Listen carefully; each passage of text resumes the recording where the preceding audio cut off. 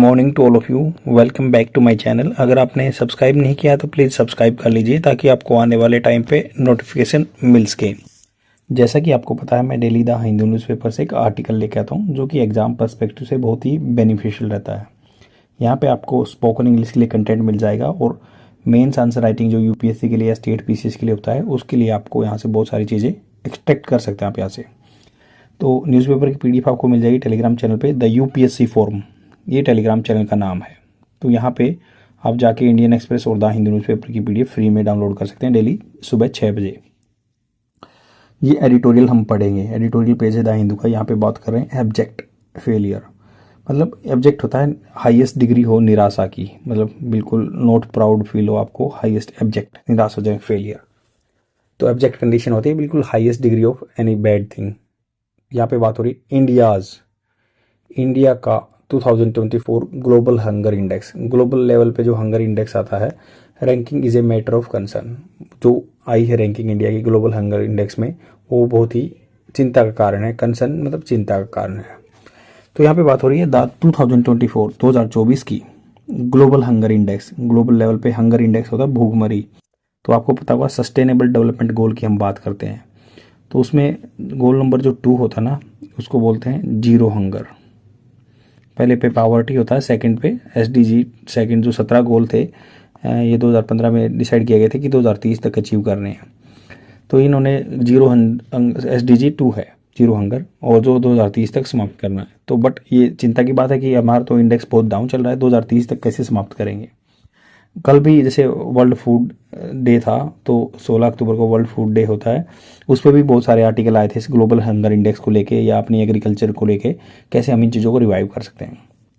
तो यहाँ पे ग्लोबल हंगर इंडेक्स के बारे में बहुत हो रही है। सजेस्ट करता है कि दैट इंडियाज अंडर नरिशमेंट जैसे होता है पोषण करना। तो नरिश अपनी कोई मतलब आप हैबिट को भी नरिश कर सकते हैं। जैसे I want to nourish my this habit of spoken English की हैबिट को मैं नरिश करना चाहता हूँ। पोषित मतलब उसको पालन करना। तो ये अंडर नरिश है, जो अंडर मतलब नीचे, उस लेवल से नीचे है, अंडर नरिश है population this year would effectively. जो फ्यूचर में है, देखो अनसर्टेनिटी के लिए वुड यूज होता है, कंफर्म होता तो विल यूज होता। तो यहाँ पे कह रहे हैं कि पॉपुलेशन जो है दिस ईयर, इस साल में जो ग्लोबल हंगर इंडेक्स आया है 105 नंबर पे आए हम 127 कंट्री में से। तो ये बहुत ही एब्जेक्ट निराशाजनक बात है। और क्योंकि जो हमारे नेबर कंट्री है, श्रीलंका है और इवन पाकिस्तान है, वो भी अच्छा परफॉर्म कर रहे हैं। और देखो अंडर नरिशमेंट ये बात होती है, या जो ग्लोबल हंगर इंडेक्स है, इसके बहुत सारे पैरामीटर्स होते हैं, उन पे जज किया जाता है और सर्वे किया जाता है। सर्वे साइज भी डिपेंड करता है। दूसरा, इसमें क्वेश्चन कुछ कंट्रोवर्शियल होते हैं। मान लो किसी आप आदमी से पूछोगे कि आपको, इसमें एक कंट्रोवर्शियल क्वेश्चन ये रहता है हमेशा कि आप खाना खाओगे, मतलब कॉस्टली खाना क्या आप खाना चाहोगे, अगर न्यूट्रिशन फूड है तो न्यूट्रिशन जो भी है बिल्कुल न्यूट्रिशियस फूड है, और जो महंगा है क्या आप उसको खाना चाहोगे। अगर आदमी मना करते हैं तो उसको ग्लोबल हंगर इंडेक्स में थोड़ा डाउनग्रेड कर दिया जाता है। तो इंडिया का ये स्कोर रहा है 27 के आसपास रहा है, तो इसलिए वो डाउनग्रेड हो गया। तो इसलिए हम थोड़ा सा इसको भी चीज़ों को मानते नहीं है कि ये ग्लोबल लेवल पे जो हंगर इंडेक्स आता है वो सही पैरामीटर्स में नहीं होता। बट वो चीज़ें अलग हैं, and let's keep this thing apart and we have to discuss about this article. तो इन्होंने बात की कि effectively rank as a 7th most populous country in the world. तो जो ग्लोबल हंगर इंडेक्स है हमारा क्या है, 7th नंबर पे है। मोस्ट पॉपुलस, सबसे ज़्यादा पॉपुलस मतलब ज़्यादा जनता है यहाँ पे कंट्री इन द वर्ल्ड जो भूखमरी से शिकार है। एंड विद रफली मतलब मोटा मोटा तौर पे देखे ना तो पॉपुलेशन ऑफ ब्राज़ील की पॉपुलेशन जितनी यहाँ पे भूखी रहती है। And A staggering 200 million people.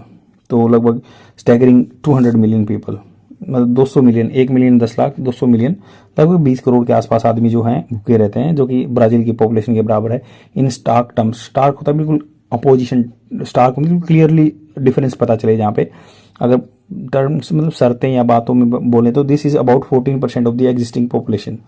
Existing जो हमारी पॉपुलेशन है उसका 14% आदमी अभी भी भूखमरी में है, मतलब अंडर नरिश है, भूखमरी नहीं कह सकते, अंडर नरिश है। मतलब ये नहीं है कि फूड अवेलेबल है, फूड अवेलेबल है। मतलब हमने नेशनल लेवल पे फूड सिक्योरिटी एक्ट 2013 का जो था, उसके through PDS public distribution system को हम अनाज बांटते हैं, गेहूँ बांटते हैं, जो अब 2028 तक हो गया है। पर उसमें क्या चीज़ चलती है कि जो अब फूड है जो वो न्यूट्रिशियस फूड नहीं है, मतलब अंडर नरिश हैं, उसमें जो पोषक तत्व हैं वो होने चाहिए, वो नहीं होते। जैसे हम आजकल जो स्टेपल क्रॉप है हमारी, राइस है या फिर गेहूं है, इनमें जैसे जिंक और आयरन की कमी हो रही है। जिंक और आयरन की कमी से आपको पता है एनीमिया हो रहा है, बहुत फैला हुआ है इंडिया में, और जिंक की कमी हो रही है। लगभग 30% के आसपास जो पहले गेहूं उगते थे उनमें अभी इन चीज़ों की कमी है, और चावल में भी ऐसे ही है। तो इसलिए अंडर नरिशमेंट की बात चल रही है। तो यहाँ पे बात हो रही है 2024 GHI जो ग्लोबल हंगर इंडेक्स है, which is report 19th addition, जो 19th नंबर की रिपोर्ट है ये, एंड कंसिडर मानती है ये चीज़ों को कंप्रेहेंसिव सेट्स। कंप्रेहेंसिव होता है व्यापक, बिल्कुल पूरे तौर से कवर करती है sets of data in findings की, जो फाइंडिंग्स में कंप्रेहेंसिव डाटा। इन इंडिया के केस में it consider the sample registration system.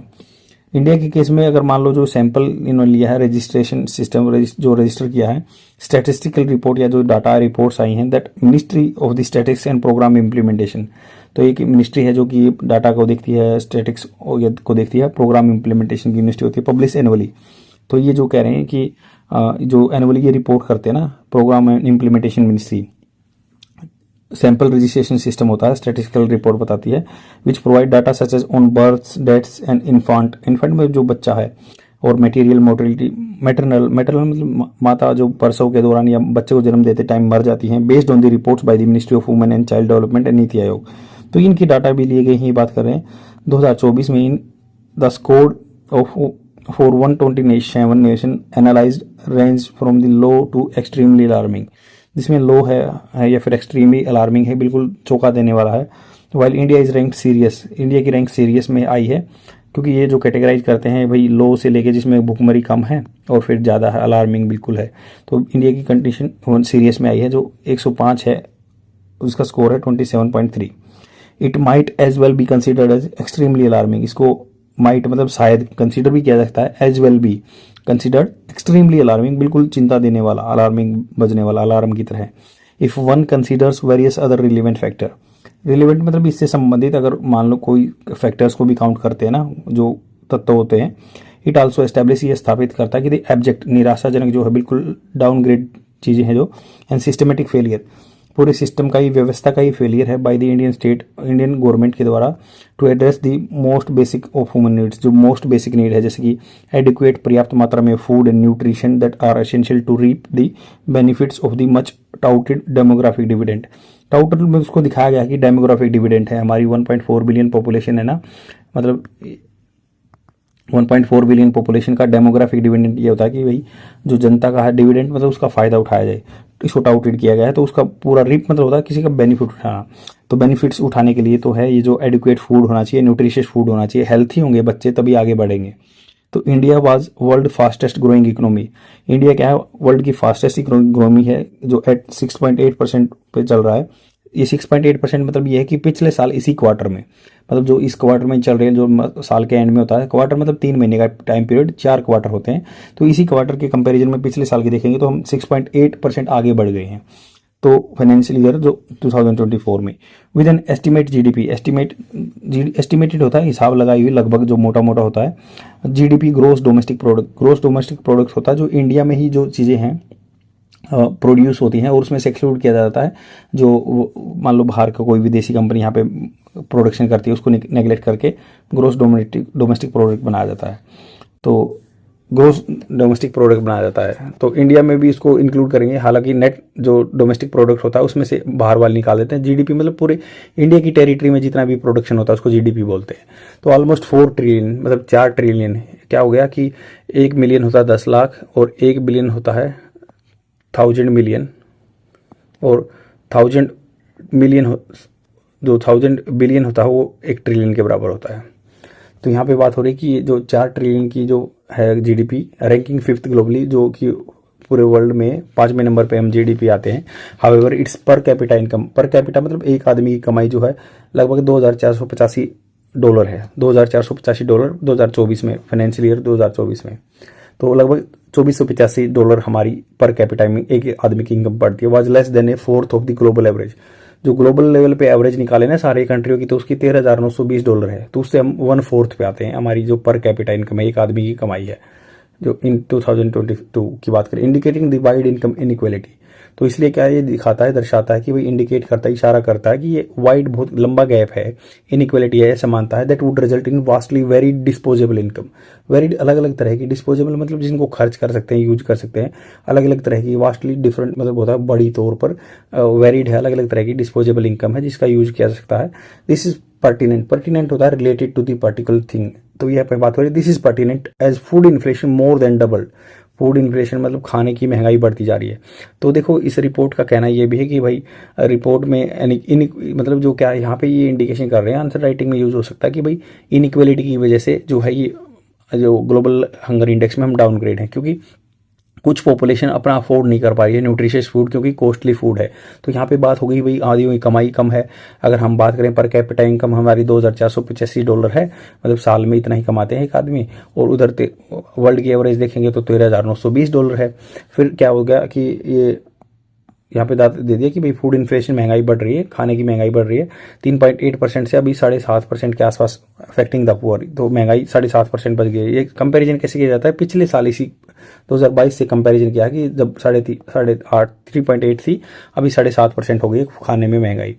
और थोड़ा सा ये मैं बताना चाहूँगा कि इन्फ्लेशन का जो होता है कोर इन्फ्लेशन में जो है फूड वगैरह को या ऑयल वगैरह के प्राइस को निकाल देते हैं, तो उसको कोर इन्फ्लेशन बोलते हैं। बट जो हमेशा ऑयल का है या खाने का ये प्राइस वोलेटाइल है, चेंज होता रहता है, तो ये होती है नेट इन्फ्लेशन। तो अफेक्टिंग द पुअर, ये अफेक्ट करता है, बुरा प्रभाव डालती है पुअर पे, गरीब पे, क्योंकि वो अफोर्ड नहीं कर सकता है न्यूट्रिशियस फूड को। जो उसके पास स्टेपल क्रॉप्स है, गेहूं है, अनाज है, रोटी बना के खा लेगा या चावल बना के खा लेगा, उसके साथ जो सब्जी वगैरह ऐड नहीं कर पाएगा, जिससे उसको न्यूट्रिशन नहीं मिलेंगे और उसके बहुत सारी मतलब फिजिकल कंडीशन उसकी डिवास्टेटेड होती जाएगी, तबाह होती जाएगी। इवन है मतलब यहाँ तक कि भाई इकोनॉमिक सर्वे जो हुआ ना, इकोनॉमिक सर्वे होता है जो बजट से पहले आता है 2023-24 का, जो ब्लेम मतलब दोष लगाता है दिस एक्सट्रीम वेदर इवेंट्स। तो एक्सट्रीम वेदर इवेंट मतलब ज़्यादा बारिश हो गई या ज़्यादा गर्मी पड़ गई, तो उसको इवेंट्स को बताता है। लो रिजर्वायर लेवल्स, रिजर्वायर मतलब पानी के बहुत ही लो लेवल पर पहुंच गए थे, सूखा पड़ गया था, एंड डैमेज क्रॉप, वो फसलें खराब हो गई थी, अफेक्टिंग द आउटपुट। ये फार्म की खेती की आउटपुट पे अफेक्ट डालती हैं। तो इसलिए आदमियों के पास लोन भी नहीं है, या फिर एग्रीकल्चर में ये इशू आते हैं कि ये पॉइंट लिख सकते हैं कि भाई वहाँ पे एक्सट्रीम वेदर इवेंट होते हैं, अनप्रेडिक्टेबल चीज़ें हैं, किसान के पास पैसा नहीं है, तो ऑटोमेटिकली वो इम्पैक्ट करता है। India recorded one of it's, क्योंकि अगर एग्रीकल्चर की बात करें तो अभी आज भी हम 50% जो पॉपुलेशन है हमारी इंडिया की, वो एग्रीकल्चर में इन्वॉल्व है। अगर हम बात करें कंट्रीब्यूशन इसका 15%, हमारा जीडीपी का 15% कंट्रीब्यूशन क्या है, जो खेती से ही आता है, एग्रीकल्चर ही देता है। तो आप ये डाटा डायरेक्ट यूज कर सकते हैं आंसर राइटिंग में। India recorded one of its highest level of food production, India की highest level of food production है, मतलब यहाँ पे होता तो बहुत है अनाज, जैसे कि 332 million, 1 million 10 lakh 332 million ton मतलब होता है 1000 kg। तो जैसे 1 क्विंटल होता है 100 kg, सेम ऐसे ही 1000 kg 1 टन होता है। तो ये 332 मिलियन टन यहाँ पे 2023-24 में इतना अनाज पैदा हुआ है। तो देख लो, इतना India recorded highest level of food production, खाने का प्रोडक्शन हुआ 332 मिलियन टन 2023-24 में। बट पॉपुलेशन भी तो ज़्यादा है। This was largely due to bumper crops in rice, bumper crops फसलें हुई राइस में एंड वीट में। दो पल्सेज, यद्यपि pulses and vegetable were affected by extreme weather event. तो पल्सेज और जो वेजिटेबल थी वो बहुत सारे यहाँ पे आपदा आ गई, एक्सट्रीम वेदर इवेंट्स हो गई, इसलिए वो उनकी प्रोडक्शन कम हुआ। वैसे भी पल्सेज हम इंडिया में नंबर 1 पे उगाते, मतलब वर्ल्ड में नंबर 1 पे उगाते हैं, बट यहाँ पे कंजप्शन भी नंबर 1 पे है और इम्पोर्ट भी हम नंबर 1 पे करते हैं, ये आपको ध्यान रखना है। But these numbers when read with the India's infant mortality rate, अगर ये नंबर देखे हैं ना, हम पढ़ें, तभी इंडिया की मोर्टेलिटी रेट, इन्फेंट मतलब जो 5 साल से या जब पैदा होते ही मर जाए, जो मोर्टेलिटी रेट होता है, तो 26 है पर 1000 लाइव बर्थ, मतलब 1000 बच्चे जन्म लेते हैं तो 26 बच्चे मर जाते हैं। इन 2022 का ये डाटा है। While the global average was 28, global level पे एवरेज देखेंगे तो ये 28 है, मतलब 1000 पे 28 बच्चे मर जाते हैं ग्लोबल लेवल पे देखे तो। एंड चाइल्ड स्टंटिंग होता है जो मतलब अकॉर्डिंग टू हाइट, जो अकॉर्डिंग टू दी जो उनकी एज है वो छोटे रह जाते हैं, एज के हिसाब से छोटे रह जाते हैं, चाइल्ड स्टंटिंग बोलते हैं उनको। वेस्टिंग होता है अकॉर्डिंग टू हाइट, उनका वेट कम रह जाता है, वेस्टिंग बोलते हैं। तो इससे आप ऐसे रखते हैं, वेस्ट कमर जो उसकी पतली रह जाती है उसको वेस्टिंग बोलते हैं, कि भाई लंबी हाइट होगी वेस्टिंग। स्टंटिंग मतलब जो छोटा रह जाता है, और अकॉर्डिंग टू एज यहाँ पे 35.5% है तो बच्चे स्टंटिंग है, मतलब जो 35.5% बच्चे लगभग, मतलब 1/3 कह सकते हैं, 33% होता है, तो 1/3 बच्चा मतलब 3 में से 1 बच्चा स्टंटेड छोटी हाइट का रह जाता है। और वेस्टिंग जो कमजोर रहते हैं, पतले रहते हैं, वो लगभग 20-18 मतलब 19% है, मतलब 5 में से 1 बच्चा हमेशा यहाँ पे पतला रहता है रिस्पेक्टिवली। क्रमानुसार आर रिवीलिंग, ये दिखा रहे हैं कि the point two failure of India health care. तो यही पॉइंट है कि भाई इंडिया का हेल्थ केयर फेलियर हो रहा है, यहाँ पे फेल हो रहा है। सेफ्टी नेट सिस्टम जो हमारे सुरक्षा के लिए एक सिस्टम बना रखा है वो भी खत्म हो रहा है, क्योंकि न्यूट्रिशन फूड प्रोवाइड नहीं कर रहे। डेमोग्राफिक का कैसे यूज करेंगे, क्योंकि बच्चे ही ऐसे मतलब जो हेल्थी नहीं हो रहे हैं। एंड द डिनाइल जो मना करना टू एड्रेस, इस चीज़ को सोल्व करना इज अपेरेंट। अपेरेंट मतलब क्लियरली दिख रहा है। नेमली क्लाइमेट चेंज, इनमें जैसे क्या है, क्लाइमेट चेंज हो रहा है, वातावरण चेंज हो रहा है, that has already began to cast a long shadow. तो उसने पहले ही स्टार्ट कर दिया है। क्या स्टार्ट कर दिया था कि कास्ट ए शेडो, मतलब परछाई डाल रहा है उन इंडिया की फूड सिक्योरिटी पे, जो फूड सिक्योरिटी इंडिया की अब नहीं रही है।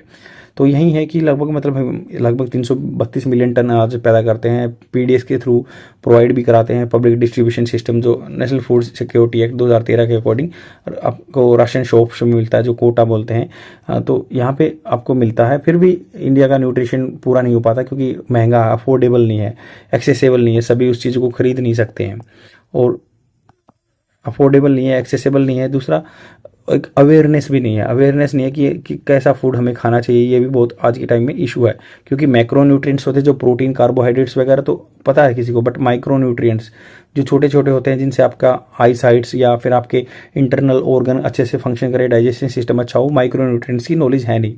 तो ये बहुत ही मतलब इफेक्ट डालने वाले हैं। इसलिए ये चिंता की बात है। 105 नंबर पे ग्लोबल हंगर इंडेक्स में इसलिए आया है, और जो नेबरिंग कंट्री हैं उनका अच्छा आया है। इसमें बहुत सारी चीज़ें हैं, तो गवर्नमेंट को इस चीज़ पे अडेयर करना चाहिए। मे भी कुछ जो इनकी जो सिस्टम में फ्लोज हो सकते हैं, जो जिस पैरामीटर पे जांचते हैं ये इंडेक्स आता है, बट हमें इस चीज़ को ध्यान देना चाहिए। ये मोर इंपॉर्टेंट डाटा है, आप एग्जाम में भी यूज़ कर सकते हैं, और रियल लाइफ में भी है कि हमें अपने न्यूट्रिशन का ध्यान रखना चाहिए, तभी हमारी जो आगे आने वाली पीढ़ियाँ अच्छी हो पाएंगी। आज के लिए इतना ही। प्लीज़ शेयर जरूर कर देना अपने फ्रेंड में, और डेली देखते रहो। Thank you very much, bye.